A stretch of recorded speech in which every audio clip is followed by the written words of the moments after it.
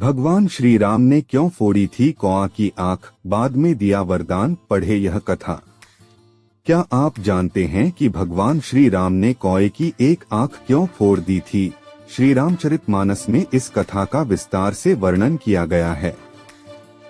आइए जानते हैं क्या है इसके पीछे की पौराणिक कथा। कौआ के बारे में एक काफी दिलचस्प बात जानने योग्य है कि उसकी होती तो दो आंखें हैं, लेकिन वो देख सिर्फ एक ही आंख से सकता है। ऐसे में अब सवाल ये उठता है कि आखिर कौआ की एक आंख ही क्यों होती है? इसके पीछे एक पौराणिक कथा काफी प्रचलित है। भगवान श्री राम ने एक बार क्रोध में आकर कौआ की एक आंख फोड़ दी थी। लेकिन क्यों? आइए जानते हैं इस बारे में विस्तार से। श्री राम और कौआ की कथा श्री रामचरितमानस में तुलसीदास जी ने इस कथा का जिक्र विस्तार से किया है। कहा जाता है कि एक बार इंद्रदेव के पुत्र जयंत ने भगवान श्री राम की परीक्षा लेने की सोची।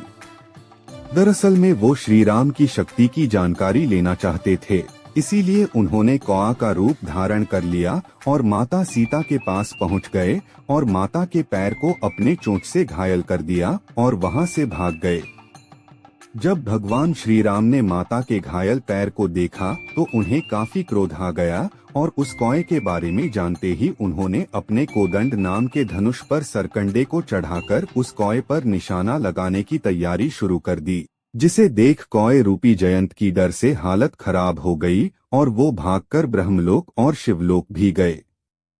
फिर वो अपने पिता इंद्रदेव के पास गए तो इंद्रदेव ने उनसे कहा कि उस बाण से तुम्हारी रक्षा सिर्फ स्वयं भगवान श्री राम ही कर सकते हैं।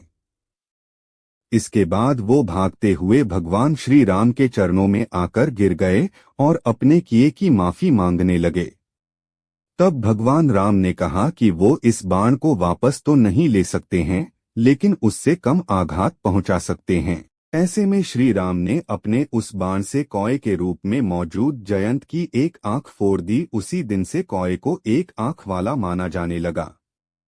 पितृपक्ष में कौए को भोजन कराने की है परंपरा। इसी कथा के अनुसार कौआ की एक आंख फोड़ने के बाद भगवान श्री राम ने उसे वरदान दिया कि पितरों को अर्पित किए जाने वाले भोजन में से एक हिस्सा तुम्हें मिलेगा। कहा जाता है कि तभी से पितृपक्ष के दिनों में कौए को भोजन कराकर पितरों को प्रसन्न किया जाता है।